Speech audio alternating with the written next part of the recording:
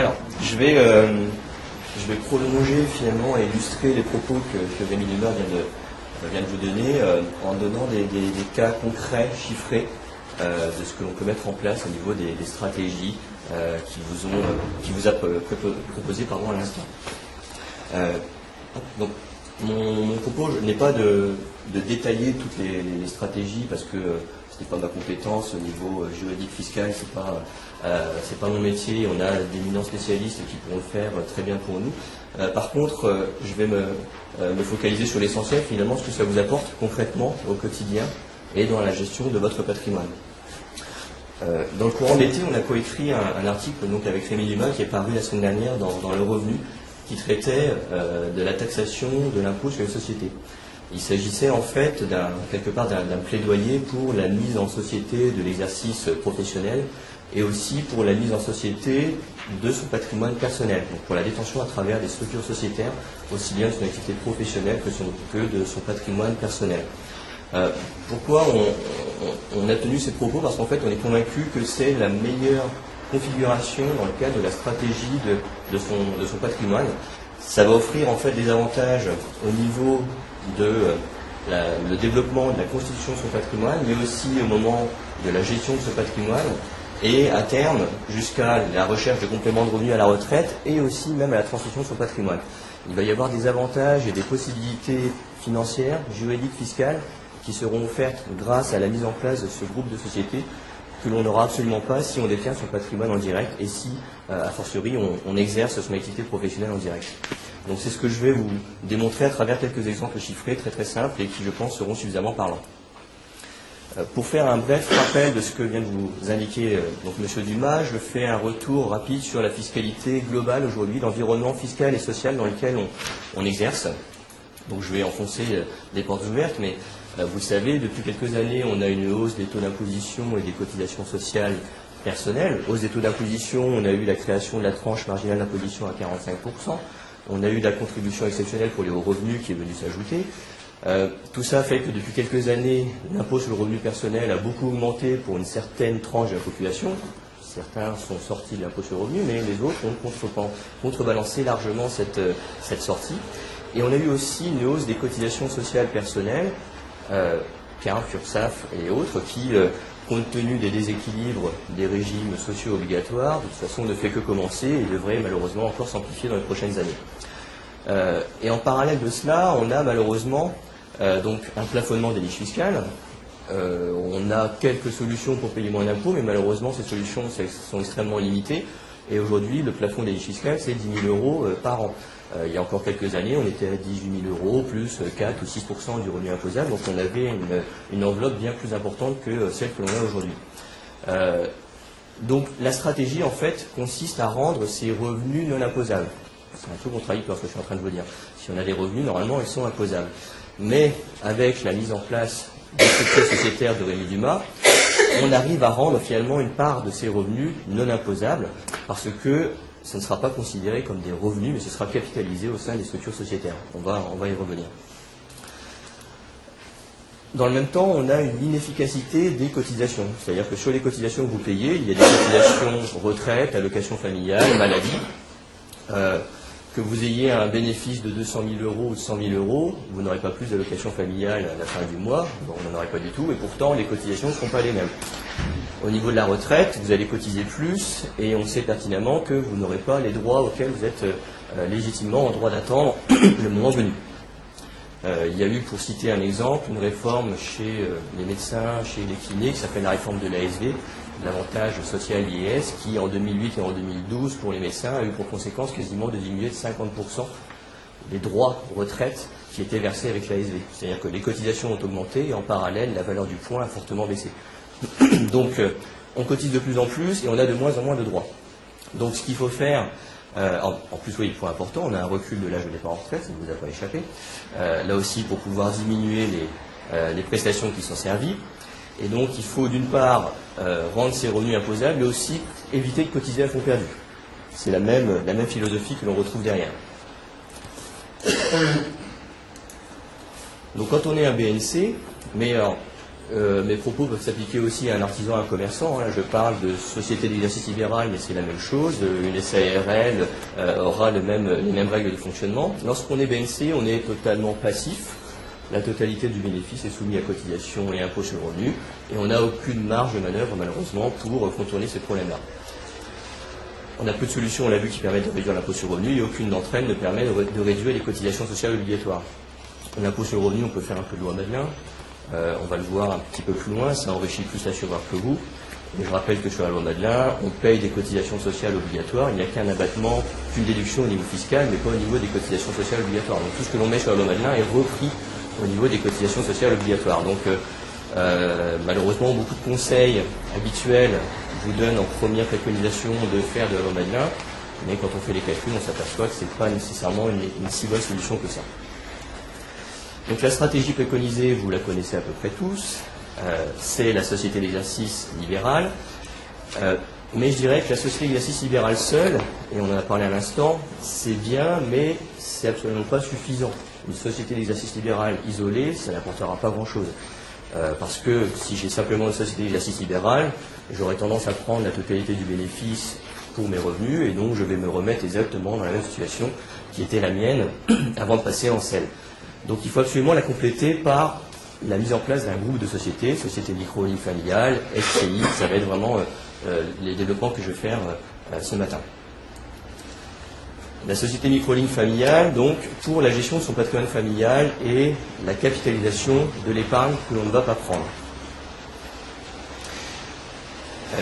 Alors, c'est pas une chose simple, je dirais que le groupe de sociétés qu'on met en place, quelque part, c'est la Formule 1 de la gestion de patrimoine.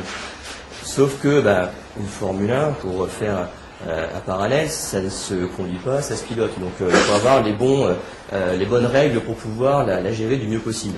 Alors je vous rassure, vous avez un excellent professeur d'auto-école en la personne de Rémi Dubas, donc il va vous assister, il va vous guider dans la gestion de ce groupe de sociétés, mais ça ne se fait pas n'importe comment. Et c'est un point essentiel parce que mettre en place des outils, il faut ensuite savoir les faire vivre, et il ne faut pas se tromper sur la gestion de tout ce que l'on va mettre en place.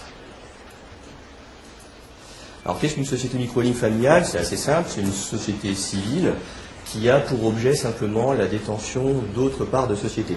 Donc la société civile micro-holding familiale va détenir potentiellement des parts de la SEL et surtout des parts d'autres sociétés, sociétés civiles immobilières notamment, pour la réalisation de ses placements personnels.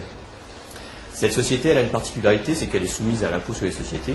C'est ça qui va offrir des possibilités fiscales et donc qui a la vocation de détenir des participations dans une ou plusieurs autres sociétés. Alors, quels sont les avantages de la création de ce groupe de sociétés? Tout d'abord, ça va être potentiellement de faire remonter des dividendes en quasi-exonération de fiscalité. Un tout petit rappel, avec le régime mère-filiale que l'on vient d'évoquer, dès lors que la société holding détient au moins 5% du capital de sa filiale, on peut faire remonter des dividendes qui ne sont quasiment pas taxés, puisqu'en fait, on a simplement une quote-part de 5% des dividendes qui est fiscalisée dans le bénéfice de la société holding, au taux d'impôt sur les sociétés, soit de 15, soit 33%. Donc 15%, 5%, ça fait un taux de taxation à 0,75% dans les faits. Donc c'est quand même pas très élevé. Ça c'est le premier point, mais je dirais que c'est accessoire dans le global, puisque Rémi Dumas l'a indiqué, finalement on a d'autres solutions pour faire circuler l'argent.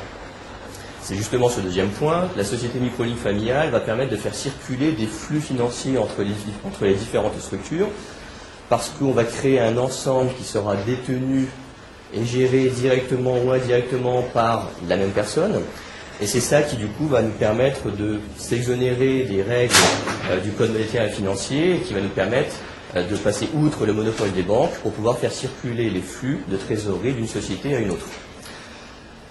Je l'ai mis, je vais y revenir tout de suite après, cette circulation de flux de trésorerie va se faire sans coût de fabrication de l'épargne. Alors, je vais vous expliquer après précisément ce que j'appelle le coût de fabrication de l'épargne. Autre intérêt de la société micro-holding familiale, c'est qu'elle va permettre de défiscaliser en grande partie les revenus des placements que je vais faire pour mon patrimoine, pour ma retraite. Pourquoi? Parce qu'elle va être soumise aux règles de l'impôt sur les sociétés, comme je le disais, et ces règles ne sont absolument pas les mêmes que celles des particuliers. Et donc on va le chiffrer, on aura beaucoup moins d'impôts sur les sociétés à payer qu'un simple particulier aurait, lui, à son niveau d'impôt sur le revenu et de prélèvements sociaux s'il était dans la même situation. Autre avantage, ça va permettre d'organiser et de favoriser la transmission de son patrimoine. Je vous le disais, parce qu'en fait on est sur une société civile qui va être existante à ma retraite et qui sera à terme transmise à mes enfants. Sauf que étant dans le cas d'une société civile, la société civile est régie par le Code civil, qui offre une liberté extrêmement grande dans la rédaction des statuts et surtout une très grande souplesse dans la gestion et dans l'organisation de cette société civile. Et on aura beaucoup plus d'avantages que la détention directe de son patrimoine. Nous aussi, on va le voir, ça a été abordé hier par Maître Rebattet également, et donc je vais revenir sur ces différents points. Enfin, c'est la TUP en question dont on parlait. La société micro-ligne familiale est la porte de sortie de la SEL sans frottement fiscal, avec la fusion-absorption qui va permettre de faire remonter tout ce que l'on a capitalisé dans la SEL en exonération de fiscalité, puisque tout va remonter au niveau de la holding avec 0 prélèvement fiscal au passage. Donc ça c'est un point important parce que je suis souvent confronté à l'objection des conseils habituels de mes clients qui me disent mais oui mais la SEL c'est bien mais lorsque vous allez sortir vous allez vous faire taxer et donc vous allez reperdre tout ce que vous avez gagné. Alors il y a deux réponses à cela, c'est que d'une part ils oublient qu'on peut avoir des portes de sortie en exonération et deuxièmement tout ce que je n'aurais pas payé comme impôt tous les ans va être capitalisé, va générer des petits et donc je vais récupérer un gain financier sur ce que je n'aurais pas payé. Donc je vais quand même créer de la richesse sur la base de sommes qui n'auraient pas de toute façon été dans mon patrimoine. Et sur des durées de 10, 15, 20 ans, ça peut faire énormément d'argent. Donc je récupère plus que les impôts éventuels que j'aurais à payer à la fin. Mais en fait, on a souvent une analyse statique de la situation. On fait une comparaison BNC-CEL, on aligne les chiffres et on ne réfléchit pas, j'allais dire, au-delà. On regarde purement la photo sans se projeter dans la situation patrimoniale. Sauf que comme tout être humain, la société va vivre avec vous, et donc il va falloir l'adapter à votre situation, et celle-ci va évoluer dans le temps et offrir une multitude d'avantages.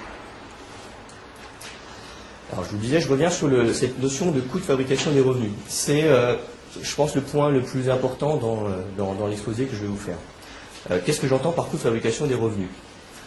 Aujourd'hui, on a un impôt sur le revenu qui est un taux progressif, taux marginal qui va de 14 à 45%, plus contribution exceptionnelle sur les hauts revenus. C'est pas un F, c'est un R. Ça, c'est l'imposition qu'on subit sur les sommes que l'on prélève pour ces revenus. On a également face à cela, ce qui s'ajoute, des cotisations sociales obligatoires qui, elles, sont à l'inverse dégressives. Donc l'impôt sur le revenu augmente, les cotisations sociales sont dégressives. Elles partent de quasiment 50% au début et elles vont à en moyenne 20% sur les plus hauts revenus. Et donc quand on fait le cumul des deux, finalement on a un taux moyen de taxation, quel que soit le niveau de revenu qui est le sien, qui est proche de 50%. Parce que si je suis sur peu de revenus, j'aurai des cotisations à 50%, et si je suis sur beaucoup de revenus, j'aurai pas beaucoup de cotisations et par contre beaucoup d'impôts sur le revenu. Donc en moyenne, je suis quasiment à 50% de prélèvements obligatoires et fiscaux sur les sommes, sur le bénéfice que j'ai accumulé de mon activité professionnelle. Donc honoraires encaissés, moins l'ensemble des charges de personnel, avant cotisation sociale, je sais que je vais avoir à peu près 50% de prélèvement. Ça, c'est le coût de fabrication des revenus. Ça veut dire qu'à chaque fois que vous allez prélever 1 euro, cet euro, en fait, aura nécessité 2 euros de bénéfice avant fiscalité pour avoir 1 euro net dans sa poche. Donc c'est 50% ou 100% la façon dont on le regarde. Et quand on prélève 1 euro, ça peut être aussi bien pour ses dépenses personnelles, mais ça peut être aussi, malheureusement c'est le cas encore trop souvent aujourd'hui, pour de l'épargne, pour des sommes que l'on va mettre de côté pour la retraite, pour des sommes que l'on rembourse dans des crédits. Donc on a un coût de fabrication des revenus qui est extrêmement élevé. Et donc en réalité, si je rembourse 1 000 euros pour le crédit de ma résidence secondaire, ce que je dis à chaque fois, c'est pas 1 000 euros ce crédit qui vous coûte. En fait, il vous coûte 2 000 euros. C'est ça le point important. Donc si on essaye de réfléchir à la structuration de votre patrimoine et si on essaye de faire en sorte que ces 1 000 euros que vous remboursez, ils ne vous coûtent pas 1 000, mais finalement simplement 1 100 ou 1 200, ça sera un vrai gain financier à la fin. Donc c'est vraiment là-dessus qu'il faut se focaliser. Et là, j'allais dire qu'on est peu souvent, on est peu nombreux à se focaliser sur ce point-là. Donc c'est même pas une notion de comparaison de BNC-CEL, parce que ça, j'allais dire, c'est chipatouiller sur quelques euros et finalement c'est dérisoire. L'essentiel se place ici, quoi. Donc quand on a un coût de fabrication des revenus qui est de 50%, ça veut dire que si on assimile ce point-là, si c'est le postulat de départ, on va réorganiser son patrimoine, on va revoir la stratégie patrimoniale qui est la sienne pour justement développer et constituer un patrimoine privé bien plus important, avec un effet de levier qui va être colossal. Hop, oui, c'est ça. Hop. Donc un premier exemple de schéma d'optimisation, une société d'exercice libéral sur laquelle on va prélever ses besoins pour ses dépenses personnelles, et tout ce qui n'est pas nécessaire sera capitalisé. Donc le bénéfice non consommé va être capitalisé. Là, je vais avoir une taxation à 15 ou 33% en fonction du niveau de bénéfice qui est le mien. 15% jusqu'à 38 120, 33 un tiers, au-delà de 38 120. Je fais apparaître une société micro-holding familiale dans laquelle je vais pouvoir faire remonter des capitaux, soit par dividende, soit par convention de trésorerie, justement, puisque je vais dans un groupe de sociétés, je vais pouvoir faire sortir concrètement la trésorerie excédentaire de ma selle pour l'apporter à une autre structure. Ensuite, cette société micro-holding familiale, par exemple, on peut imaginer qu'elle apporte cette trésorerie en question à une société civile immobilière. Cette société civile immobilière, elle, va faire un investissement, cette fois-ci réalisé à titre privé, dans l'immobilier. Et ce sont bien les excédents de la selle qui vont permettre de financer les investissements que je vais réaliser au niveau de la société civile immobilière. Deuxième avantage, je vous le disais tout à l'heure, les revenus de la société civile immobilière, ils vont être fiscalisés selon les règles de la société micro-holding familiale. On a l'article 238 bis K du Code général des impôts qui nous dit une société civile immobilière en transparence fiscale, ce sont les règles fiscales des associés qui s'appliquent et ce sont les associés en question qui payent les impôts correspondants. Sauf que la fiscalité, l'impôt sur les sociétés de la holding sera bien plus favorable que la fiscalité des particuliers, on va le voir, parce qu'on a des bases imposables qui sont différentes, on a des taux d'imposition qui sont différents, donc ça va permettre de défiscaliser en grande partie les revenus en question de déplacement au niveau de la société micro-holding familiale. Qu'est-ce que ça apporte concrètement? Là, c'est un exemple chiffré que j'ai rencontré il n'y a pas si longtemps. J'ai rencontré un médecin qui était associé d'une société civile immobilière. Il encaissait des loyers de cette société civile immobilière pour 26 000 € bruts. Face à cela, la société civile immobilière a des frais et charges d'à peu près 3 000 € par an, donc la trésorerie qui lui reste dans sa poche, c'est 23 000 €. Jusque-là, tout va bien. Il a un remboursement d'emprunt de 24 000 €. Donc il se disait, j'ai 23 000 € de loyer, je rembourse 24 000 € de crédit, ça ne va pas me coûter très cher. Sur ce remboursement d'emprunt, en moyenne, il y a 5 000 € d'intérêts qui sont déductibles, comme chacun le sait, au niveau des règles de l'impôt sur le revenu. J'ai fait figurer ce que j'appelle l'amortissement du bien immobilier, ça me sera utile un peu plus tard. Mais c'est pour information.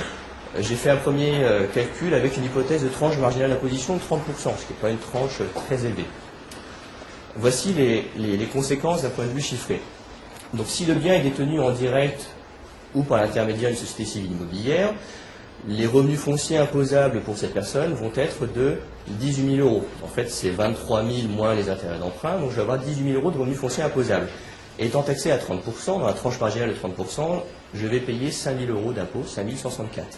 Ce n'est pas terminé, puisqu'il faut en plus que je paye les prélèvements sociaux, 15,5% sur le revenu net, donc 2 811 €.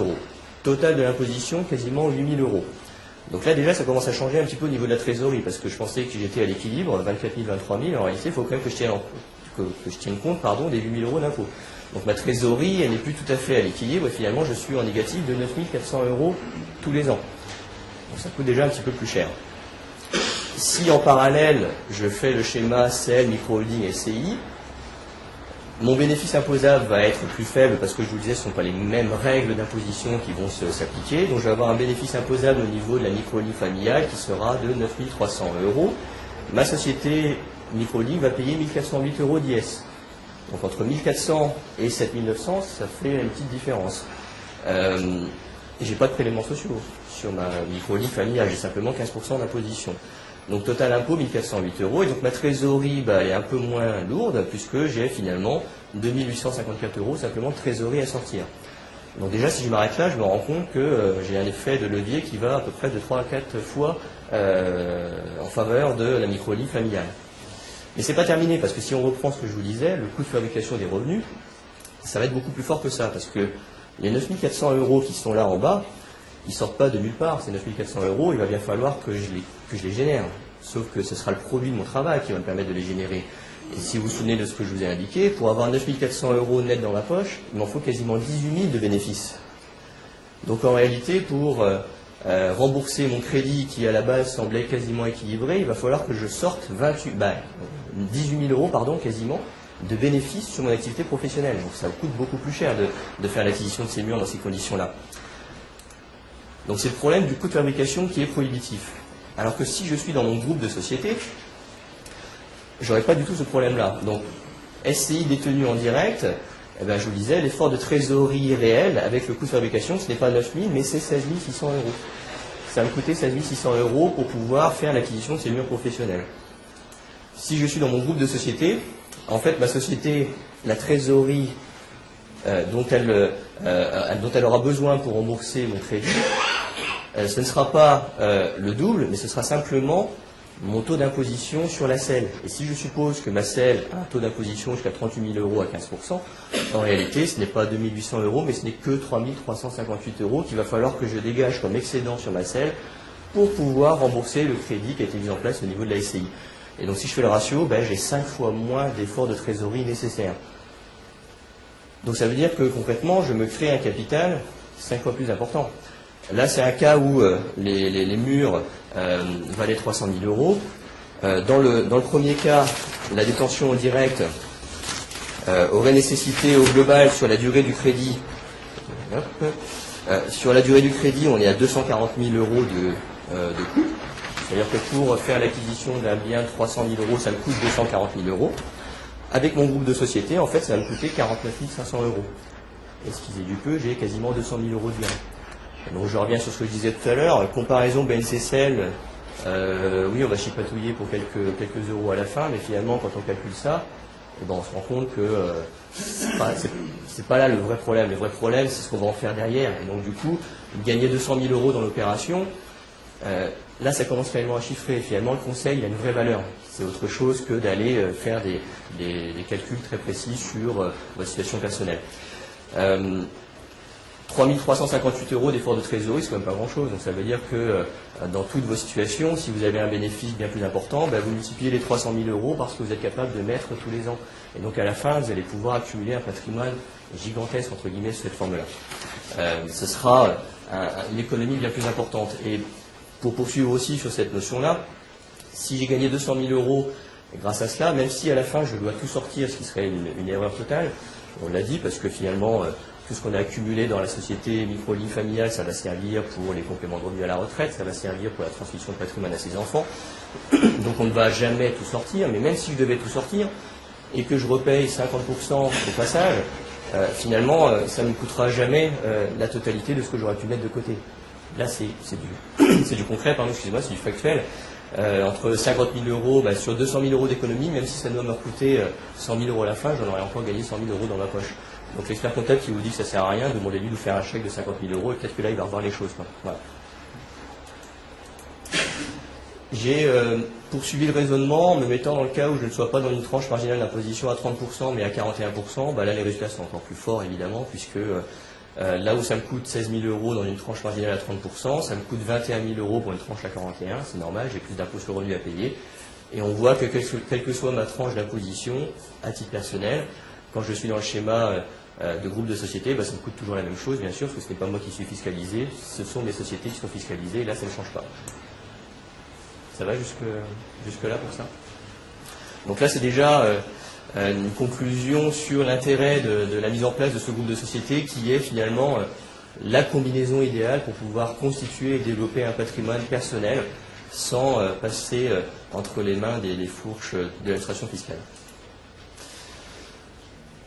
Donc c'est valable pour une nouvelle acquisition, mais ce raisonnement va aussi pouvoir le faire pour refinancer des biens déjà détenus. Vous avez dans votre patrimoine peut-être déjà réalisé des opérations. Évidemment, moi j'arrive sur des dossiers où il y a eu des opérations qui ont déjà été faites. Donc je vais regarder les choses en détail et je vais m'apercevoir qu'on peut peut-être revoir les choses. Je reprends l'exemple de cette personne qui fait l'acquisition de sa résidence secondaire, qui rembourse un crédit. Peut se dire, là je suis coincé avec mon crédit, il va falloir que je continue à le rembourser. C'est pas tout à fait exact parce qu'on va peut-être pouvoir restructurer son patrimoine et trouver des solutions pour finalement transformer un prêt personnel en un prêt quelque part professionnel et bénéficier de ces avantages-là. Alors on va mettre en place ce qu'on appelle dans le jargon technique des opérations d'OBO, Owner Buyout, c'est-à-dire que on dit tout simplement on se vend à soi-même. Qu'est-ce qu'une vente à soi-même? C'est inexact. En fait, on vend un bien que l'on détient.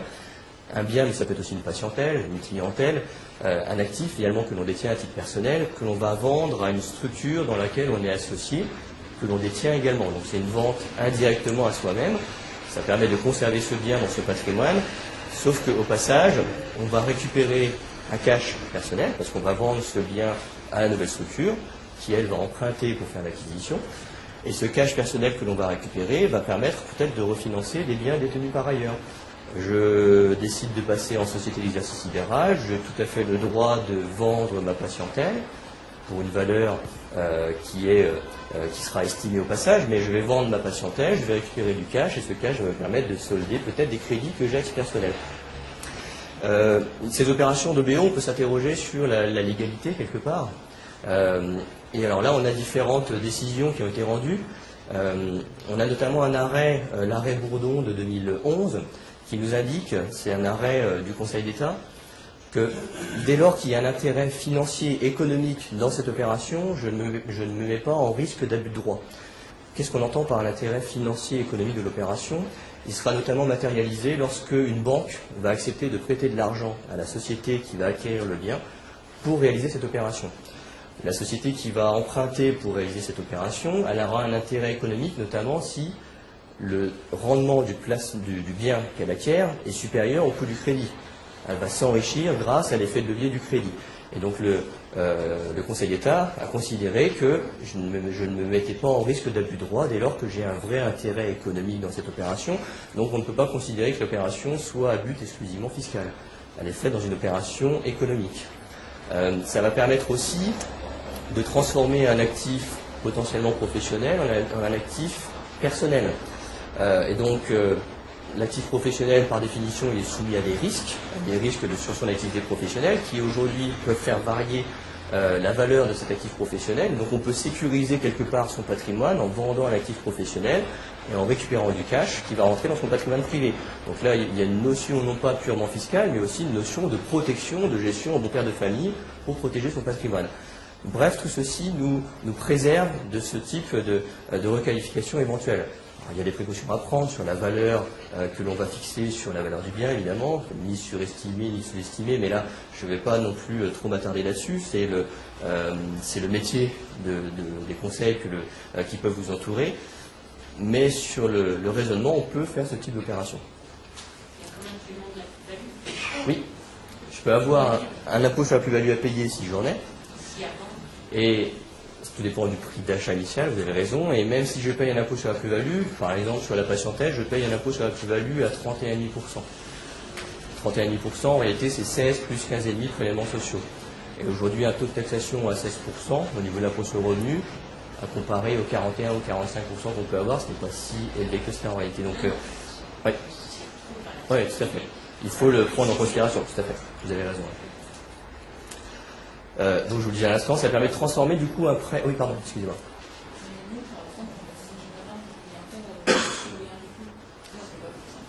Elle vaut plus rien, ça dépend où vous êtes situé, mais ça vaut plus rien du tout dans les faits. Maintenant, ça peut quand même valoir une valeur que l'on lui donne, une valeur matérielle, un emplacement, etc.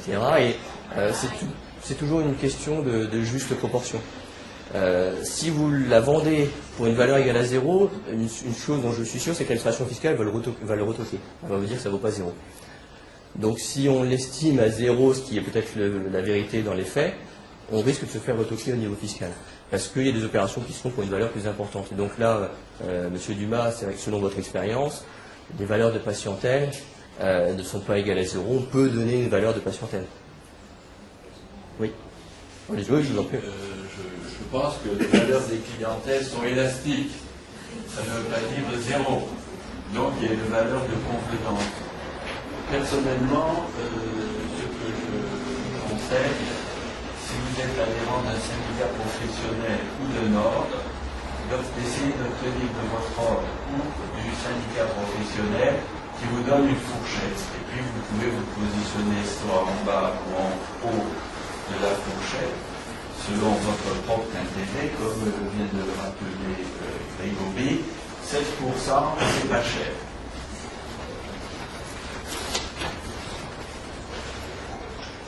Donc on a en fait de multiples possibilités qui vont s'offrir à nous.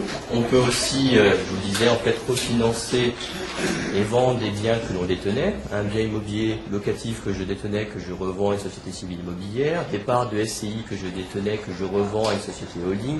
On a de multiples possibilités pour optimiser finalement sa situation personnelle, et là ça va être du cas par cas. On va vraiment analyser la situation de chacun pour voir comment on peut arriver à restructurer les choses. Second point, donc là en conclusion de cette première partie, je vous le disais, c'est la défiscalisation des revenus locatifs encaissés, mais qui servent au remboursement du prêt. On l'a vu dans l'exemple précédent, j'ai des loyers qui me servent à rembourser un crédit, sauf que sur les loyers que j'encaisse, je paye des impôts, et pour payer les impôts, j'ai besoin de revenus qui eux-mêmes sont soumis à imposition. Donc on paye des impôts sur les impôts. Ça finit par coûter extrêmement cher. On a donc un effet... Oui. Il s'agit bien d'une défiscalisation totale. Non, pas total. On peut avoir de l'impôt sur les sociétés à payer, mais qui sera... non, sur les revenus de mes biens immobiliers locatifs, s'ils sont rattachés au niveau de la holding, je vais payer 15% ou 33% du bénéfice imposable, mais on a... Pardon ? Oui, et puis on peut amortir le bien, on peut prendre comptablement l'amortissement du bien. Et ça change tout, parce que l'amortissement du bien, du coup, va permettre de minorer la base imposable. Donc je paierai beaucoup moins d'impôts sur les sociétés que ce que j'aurais payé comme impôt sur le revenu. Voilà, donc ça ne défiscalise pas la totalité, mais ça minore quasiment à zéro, finalement, l'opération. Oui.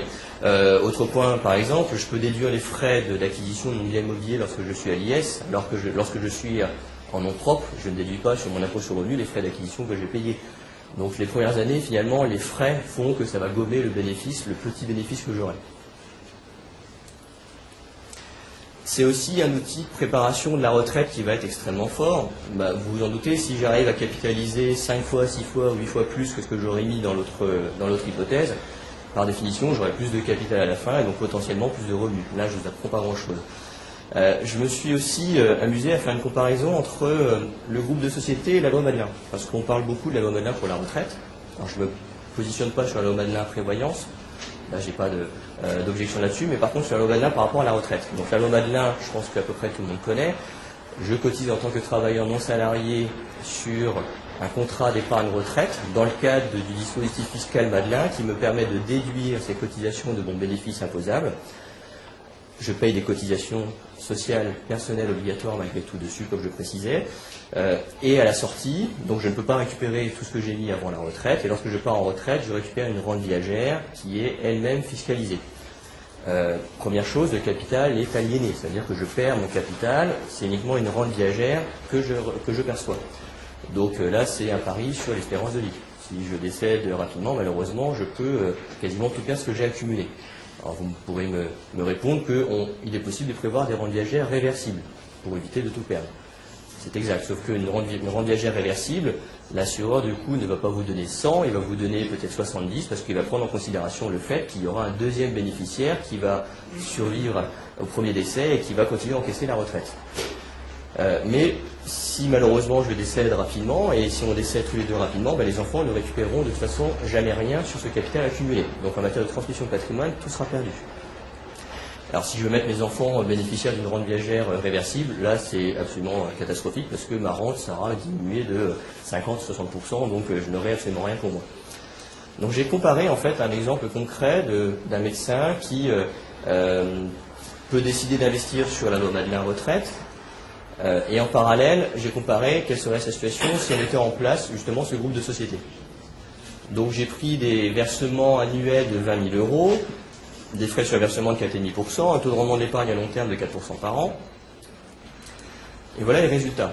Donc s'il a 50 ans, il va cotiser pendant 17 ans, il aura accumulé sur son contrat Madelin à peu près 520 000 € au moment du départ en retraite. Ces 520 000 € vont lui permettre d'obtenir 12 000 € de rente annuelle nette. Alors c'est net de cotisation et net d'impôt sur le revenu, je précise. Donc 12 000 €, c'est pas extraordinaire comme revenu. On est un peu plus de 2% net. Et le capital est perdu, je vous rappelle. Donc, dans les faits, il ne faut pas se leurrer, l'assureur il va prendre en considération l'espérance de vie. S'il vous reste 20 à 25 ans d'espérance de vie, il va diviser par 25 le capital et il va vous donner finalement 4% tous les ans de revenus. Il va garder pour lui le capital et il va vous donner 4% tous les ans. Et donc après, sur les 4%, vous allez payer les impôts, ce qui fait qu'il va vous rester 2%, un peu plus en net dans la poche. Capital transmissible aux enfants, évidemment zéro, parce que la loi Madelin s'arrête avec moi. Si je fais la même opération en mettant en place le groupe de société qu'on a évoqué, si les 20 000 euros en question, je ne les mets pas dans la loi Madelin, mais je les laisse se capitaliser, d'une part, je vais dans un premier temps économiser des cotisations sociales, parce que je ne vais pas payer de cotisations sociales sur ces 20 000 euros. Par contre, je vais payer de l'impôt sur les sociétés, c'est vrai, mais l'impôt sur les sociétés, encore une fois, n'est que de 15 ou de 33%. Là, j'ai supposé qu'on soit dans le cas où j'étais à 15%. Je laisse uniquement 20 000 euros tous les ans de bénéfices sur ma société, donc je suis à 15%. Ces sommes du coup capitalisées, j'aurai à peu près le même capital à la fin, il n'y aura pas de mystère. Et donc sur mon groupe de société, en fait, au lieu de faire un contrat Madelin, je peux tout à fait envisager de faire un contrat de capitalisation, par exemple. C'est la même chose. L'assureur sera content parce qu'il va encaisser des sommes qu'il va gérer. Et donc le contrat de capitalisation, c'est grosso modo le contrat d'assurance vie pour les personnes morales. C'est une enveloppe dans laquelle je vais pouvoir épargner et au sein de laquelle je pourrais mettre des supports différents que je pourrais gérer. Je peux aussi envisager de faire une opération immobilière à travers une SCI, comme on l'a vu précédemment. Avec ces 544 000 euros, j'aurai en rente annuelle nette pour moi, en supposant par exemple que je fasse un investissement en part de SCPI, ce qui est de plus banal, de plus simple, j'aurai 17 000 euros de revenus annuels nets pour moi. Alors, qu'est-ce qu'on va précisément encaisser? C'est la société holding, j'ai pris le cas le plus extrême, qui va me verser tous les ans des dividendes. Donc Émilie le disait à l'instant, c'est le cas le pire, et peut-être qu'on aura d'autres possibilités d'utilisation. Mais là, je me suis mis dans le cas le moins favorable pour pas tricher sur les chiffres. Et donc, même dans ce cas le plus défavorable, je vais quand même pouvoir encaisser 17 000 euros de revenus pour moi, au lieu de 12 000. Donc c'est déjà un peu plus intéressant. Pour être tout à fait transparent, il faudrait calculer les droits que je vais perdre sur la retraite, parce que si je cotise moins dans les caisses obligatoires, parce que je paye moins de cotisations, j'aurai un peu moins de droits à la fin. Donc pour être totalement transparent, il faudrait faire le calcul. En l'état actuel des caisses de retraite, je risque de perdre à peu près 4 000 euros par an. Donc ça va à peu près s'équilibrer, mais il y a une chose dont je suis sûr, c'est que d'ici 15 ans, ce ne sera pas 4 000 euros, mais ça risque d'être certainement beaucoup moins que cela, compte tenu encore une fois de la situation de nos régimes de retraite. Donc c'est pas sur la rente annuelle que la différence est si importante que cela, mais c'est sur ça, le capital transmissible à mes enfants ou à mon conjoint. C'est-à-dire que d'un côté je perds tout, de l'autre côté je garde les 544 000 euros qui sont toujours pour moi et qui sont transmissibles à terme pour mes enfants. Donc cette opération, elle me fait simplement gagner 544 000 euros au passage. Donc est-ce que c'est un bon conseil de faire le Madelin? Je vous laisse donner la réponse à ma place. Voilà. Donc ça, quand je dis ça, les assureurs n'aiment pas trop, j'avoue. Je prends parfois aussi des coups sur la tête parce que on me dit que c'est tout à fait faux, mais bon, chiffre à la pluie, je ne vois pas comment je peux faire autrement que de déconseiller de mettre des sommes trop importantes sur le Madelin. Alors, pour être tout à fait exact, j'en conseille un peu, j'en mets parce que je ne veux pas être uniquement sur un type de produit, donc je pense que c'est bien de diversifier ses placements et ses produits, mais je ne mets absolument pas des sommes faramineuses sur le Madelin comme la loi nous autorise à le faire. Donc, la conclusion, les résultats sont bien plus favorables avec le groupe de société. Au-delà des revenus complémentaires perçus à la retraite, on l'a vu, c'est surtout le capital acquis qui n'est pas perdu au profit de l'assureur. Ça change beaucoup de choses. Ce capital est transmissible aux conjoints et aux enfants, ou disponible aussi pour un autre projet. Les enfants récupèrent un capital, ils peuvent en faire ce qu'ils veulent, évidemment. Je vous laisse après imaginer, tout est possible. Et donc, compte tenu des perspectives peu favorables des régimes de retraite obligatoires, la constitution, dans ce que j'appelle finalement la caisse privée de retraite et de prévoyance, est un gage de sécurité financière future. Cette caisse privée de retraite, en plus, il y a peu de chances qu'on vienne ponctionner dedans. Les régimes de retraite obligatoires aujourd'hui sont tels qu'il sera inévitable à un moment donné d'aller ponctionner dans certains d'entre eux pour refinancer d'autres qui sont déficitaires. Donc là, on est à peu près serein sur ce que l'on aura mis de côté, qui nous appartiendra et qui risque d'être à peu près à l'abri de ces éventuelles aventures. Oui, c'est un outil. C'est un outil intéressant, le PERCO. Oui, tout à fait. C'est un outil intéressant Voilà, à ne pas oublier, c'est que d'une part, on a des taxes qui sont assez importantes. On a un forfait social à 20% qui va être revu à la baisse dans certains cas, mais un forfait social à 20%. On avait jusqu'à maintenant une contribution supplémentaire de 8%, au-delà d'un certain montant de cotisation tous les ans. Et donc, quand on cumule le tout, c'est pas toujours si extraordinaire que cela au niveau des résultats. Et puis surtout, si vous le mettez en place pour vous, si vous avez des salariés, n'oubliez pas, les salariés ils ont droit aussi. Donc, ça peut vous coûter finalement assez cher en termes de bénéfices sur la société. Il ne faut pas l'oublier. Alors, ça peut être un outil de motivation des collaborateurs. Donc, c'est intéressant, mais c'est une diversification, quoi. Je crois qu'il faut utiliser chacun des outils pour les avantages qu'ils procurent, mais sans aller dans les extrêmes de chacun d'entre eux. Oui. L'article 83, oui. Alors, la société peut cotiser. L'article 83, c'est des contrats à retraite, pour ceux qui ne savent pas, qui peuvent être pris en place au niveau des structures sociétaires. Ça peut être intéressant, mais l'article 83, on sent en retraite aussi, rendiagère uniquement à la sortie, donc on se met dans le même problème finalement que la loi Dalian. Voilà.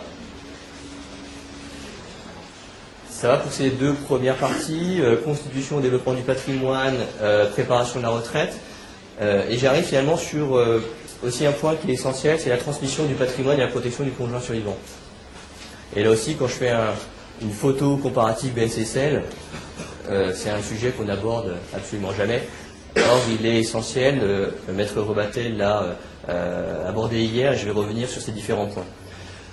Les structures sociétaires, sociétés civiles vont nous offrir des avantages juridiques, d'une part, et aussi des avantages financiers et fiscaux. Je vais commencer par les avantages juridiques. Donc, avantage juridique de détenir son patrimoine à travers des structures sociétaires et non pas en direct. Avantage juridique, là aussi ça a été évoqué hier, ça permet d'éviter les situations d'indivision. Si je détiens un bien immobilier en direct, en cas de décès, mon conjoint, mes enfants vont se retrouver en situation d'indivision sur ce bien immobilier. Et la situation d'indivision est une situation qui est instable par nature, puisqu'il est prévu que nul n'est obligé, nul ne peut être contraint de rester dans l'indivision. Alors on peut aménager depuis quelques années par des conventions d'indivision, mais ces conventions d'indivision, elles peuvent être à durée limitée maximum de 5 ans. Donc on peut être bloqué pendant 5 ans au sein de la convention d'indivision, mais si c'est une convention d'indivision à durée illimitée, dans ce cas-là, on peut demander la sortie à tout moment. Ça veut dire que si je suis en tant que conjoint survivant avec mes enfants sur un bien immobilier, que l'un d'entre eux souhaite récupérer sa part, il faut que les autres rachètent sa part, et si on ne peut pas, il faut vendre le bien immobilier. Donc la situation d'indivision est quand même une situation qui n'est pas extrêmement stable en tant que telle.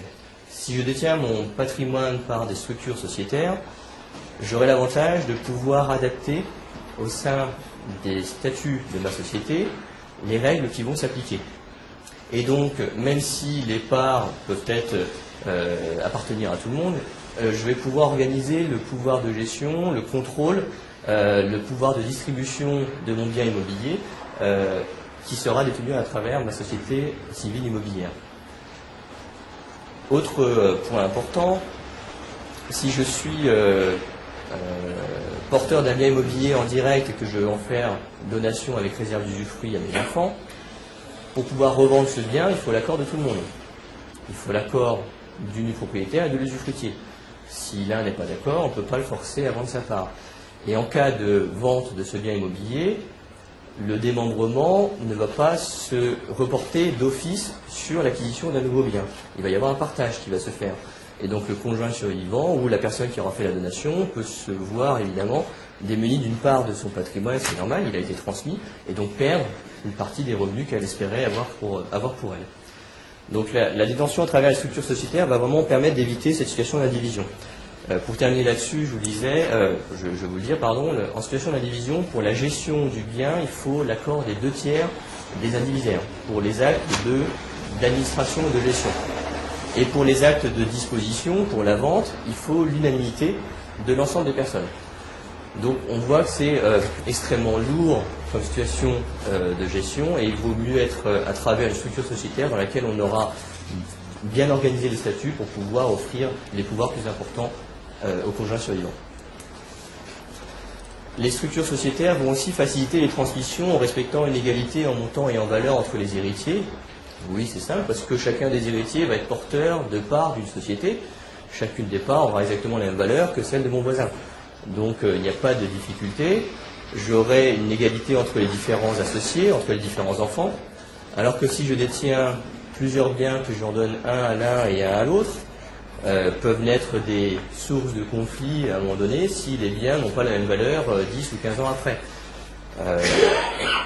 Je détenais un appartement dans les années 90 à Paris et puis une maison à Calais. Aujourd'hui, je ne suis pas sûr que l'appartement et la maison qui avaient la même valeur dans les années 90 vaillent toujours la même chose. Donc l'enfant qui a la maison à Calais sera peut-être pas très heureux d'avoir reçu la maison. Par contre, celui qui a eu l'appartement à Paris, finalement, sera très heureux du choix qui a été fait. Je donne des parts de société à mes enfants sur une seule et même société, 10, 15 ans, 20 ans, quelle que soit la date, les valeurs de parts seront toujours les mêmes. Donc c'est une paix familiale que l'on met en place.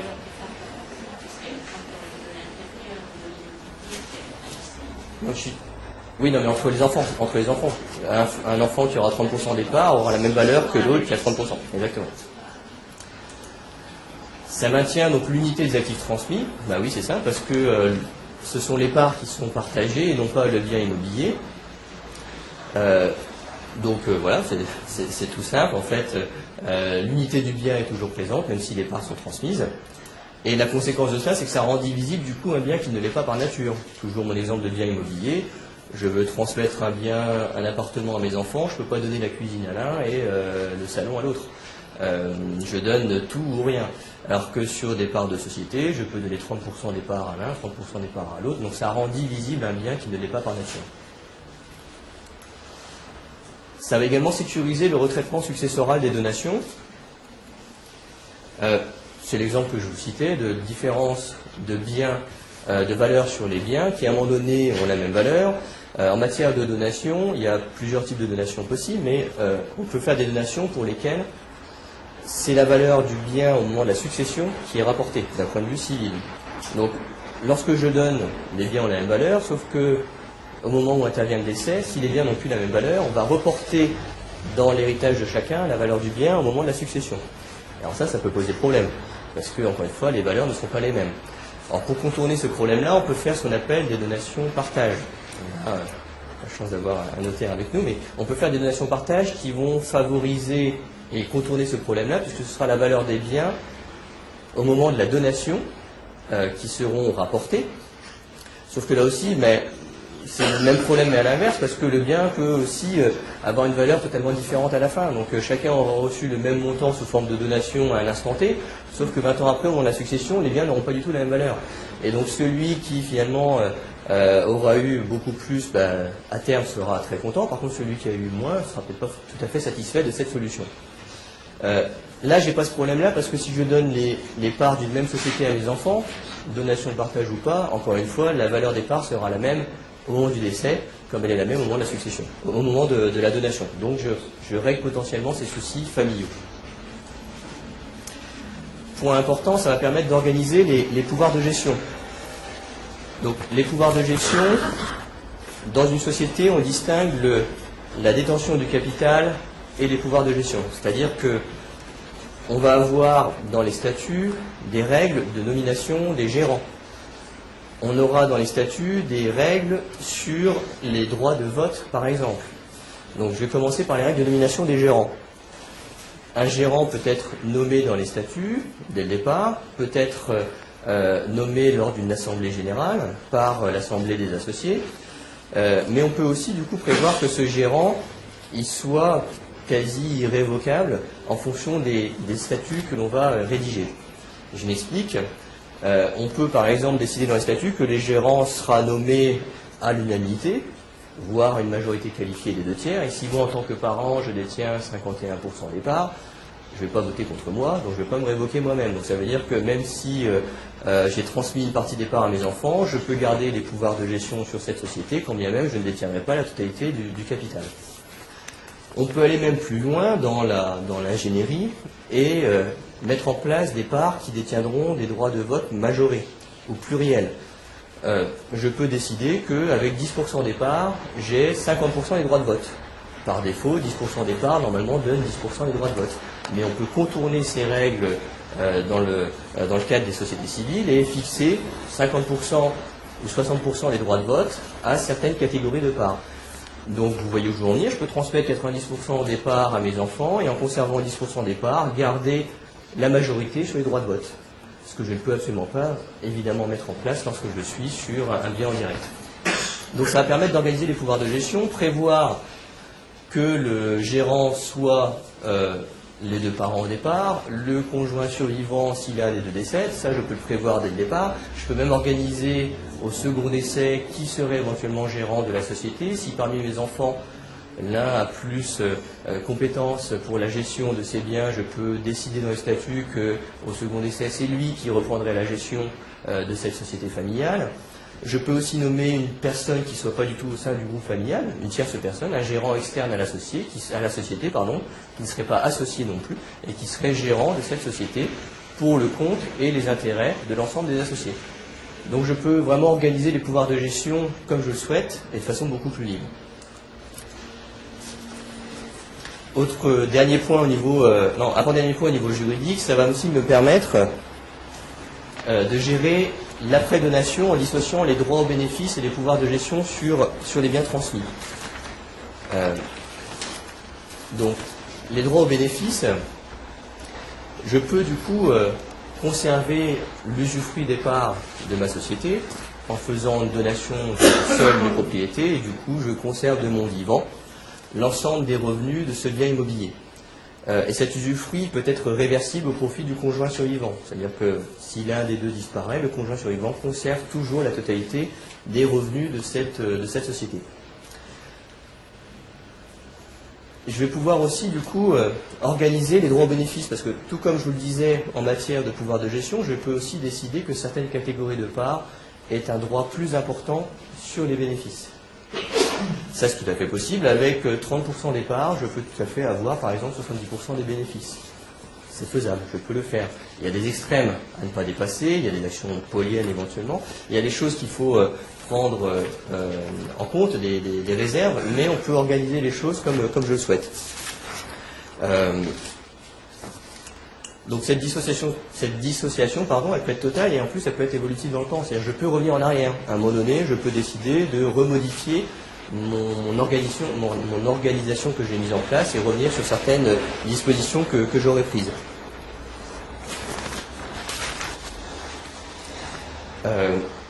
Pareil, le droit de vote peut être confié uniquement à l'usufruitier. Ça, c'est possible. C'est-à-dire que ce seront les parents qui, en tant qu'usufruitiers, auront le droit de vote sur les décisions qui seront prises. Le nu propriétaire, lui, aura le droit d'information sur ce qui se passe. On ne peut pas lui éluder le fait de savoir ce qui s'est passé dans la société, mais par contre, le droit de vote final appartiendra aux parents en tant qu'usufruitiers. Donc, pour revenir sur ce que je disais précédemment, je détiens un bien en direct, il faut l'accord de mes enfants pour le vendre. Là, si j'ai les droits de vote et que les opérations rentrent dans l'objet social de la société, j'ai le droit de prendre des décisions qui sont conformes à l'intérêt de la société. Dernier point là-dessus, ça permet de contrôler les transmissions de parts à titre onéreux ou à titre gratuit, et notamment ça va permettre de contrôler les personnes qui vont rentrer dans la société. On va pouvoir prévoir dans les statuts des clauses qu'on appelle des clauses d'agrément, des droits de préemption. C'est-à-dire que si certains des associés souhaitent vendre leurs parts ou transmettre leurs parts par donation ou même par succession, au moment de la succession, on peut s'opposer à l'entrée de cette personne dans la société. Alors il va falloir l'indemniser financièrement, mais si on ne veut pas se retrouver avec sa belle-fille au sein de la société, on peut mettre des clauses de préemption, des clauses d'agrément qui vont du coup pouvoir bloquer l'entrée de certains associés dans la société. Donc ça c'est important parce que évidemment les règles de succession, de dévolution successorale classique ne permettent pas de contourner ces problèmes-là. Donc la société en elle-même va nous permettre de contrôler les transmissions de parts. Pour terminer, les avantages financiers et fiscaux, je suis dans les temps, c'est parfait. Avantages financiers et fiscaux, la détention du patrimoine à travers les structures sociétaires. Premier point, ça va permettre de réduire l'assiette imposable. Là, je parle en fait de l'ISF et des droits de succession éventuels. Si je détiens un bien immobilier en direct, ce bien a une certaine valeur. Si ce bien est détenu à travers une société civile immobilière, la valeur des parts de ma société peut être différente de la valeur de ce bien immobilier. Je m'explique. en fonction des statuts justement et des règles qui auront été mises en place sur les statuts, j'aurai une liquidité qui sera moindre sur les parts de société que sur la valeur de ce bien. Et donc l'administration fiscale tolère que l'on fasse une décote sur la valeur du bien détenu à travers ma société civile immobilière. Alors il y a des décotes qui doivent être raisonnables, évidemment, je ne vais pas minorer de 50% la valeur de mes parts vis-à-vis de la valeur du bien, mais du coup ça permet de réduire malgré tout l'assiette imposable au titre de l'ISF et éventuellement des droits de succession. Premier impact. Deuxièmement, ça permet d'optimiser la fiscalité sur les donations. Vous savez qu'en matière de donation, j'ai le droit de donner 100 000 euros par parent et par enfant tous les 15 ans. Ça a été revu, ça a beaucoup bougé. Si je donne un bien immobilier qui fait 200 000 euros à mon fils unique, je ne peux pas encore une fois lui donner la moitié. Je lui donne 200 000 euros, j'aurai les droits de succession à payer, les droits de donation à payer. Si je donne non pas le bien mais des parts de société, je vais pouvoir dans un premier temps limiter ma donation à 100 000 euros de parts et plus tard renouveler l'opération sur les autres parts. Donc ça va permettre d'adapter précisément le montant que je veux transmettre pour respecter dans les limites que je me suis fixées. Et de ne pas excéder les abattements, par exemple, de ne pas payer des droits qui seront supérieurs à ce que j'avais prévu. Autre point, ça va permettre de protéger les prérogatives pécuniaires des parents, c'est ce que je vous évoquais. Les droits aux dividendes, c'est-à-dire qu'on peut donner des dividendes majorés à certaines catégories d'associés. On a eu un arrêt de la Cour de cassation qui a été commenté par le professeur Henri Ovas, justement en 2012. La Cour de cassation a considéré que le fait d'avoir des droits majorés aux dividendes ne pouvait pas être considéré comme une donation déguisée, par exemple, à ses enfants. Je décide de donner 70% des dividendes à mes enfants qui détiennent uniquement 30% des parts. J'ai le droit de le faire et ce ne sera pas considéré comme une donation déguisée. Je vous laisse m'arrêter, professeur, si je dis une erreur. Ce ne sera pas considéré comme une donation déguisée parce qu'en fait, la décision de distribuer des dividendes n'appartient pas en tant que telle aux parents, elle appartient à l'assemblée des associés. Et donc, le dividende en tant que tel n'existe pas tant que l'assemblée n'a pas décidé de sa distribution.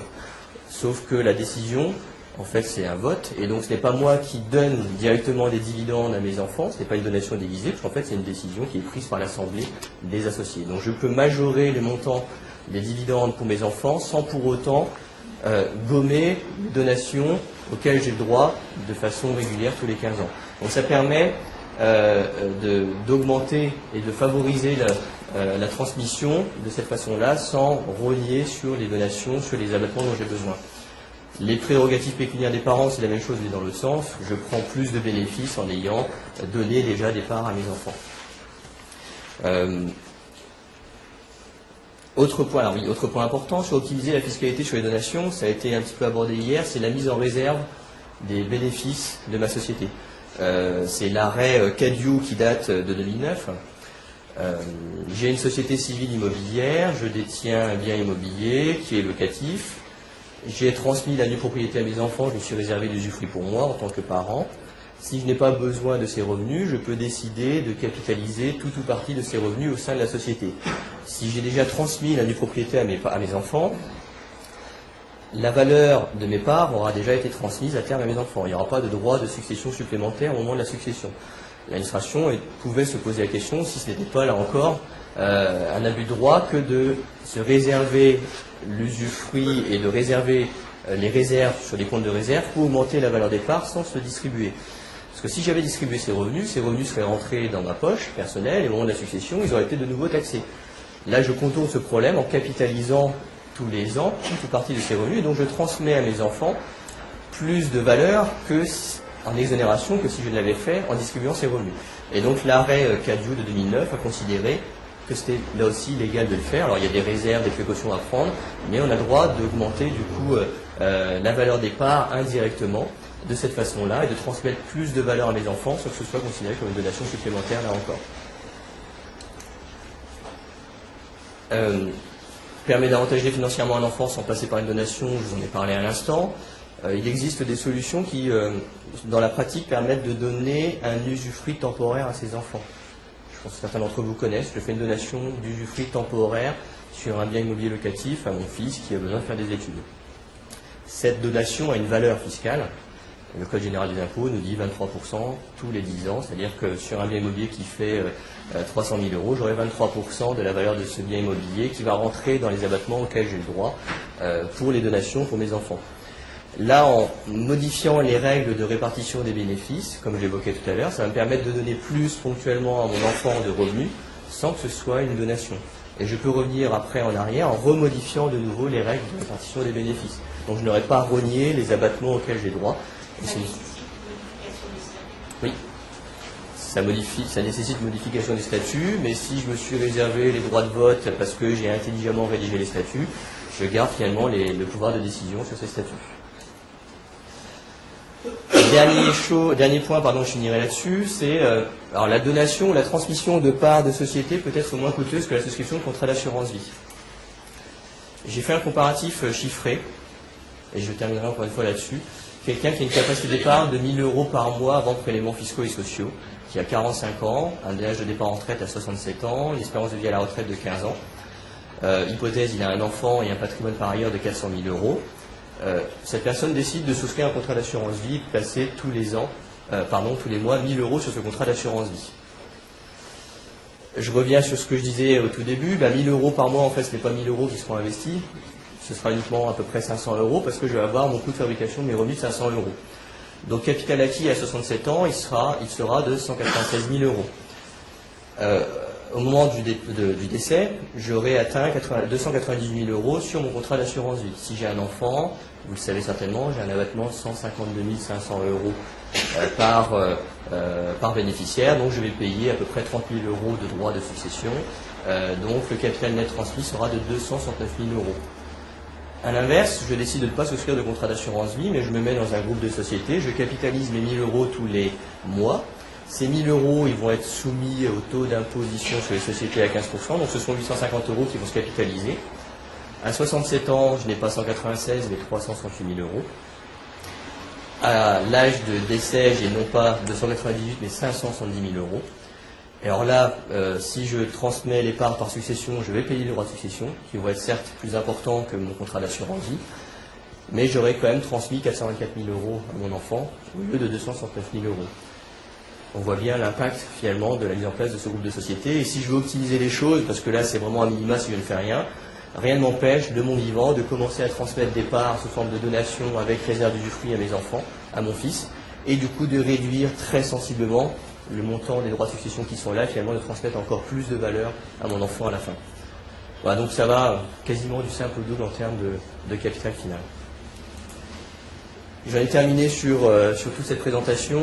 On comprend bien à travers cette présentation que du coup, c'est une stratégie patrimoniale globale qui est mise en place, qui ne concerne pas que la comparaison BNCCL, il faut regarder bien au-delà.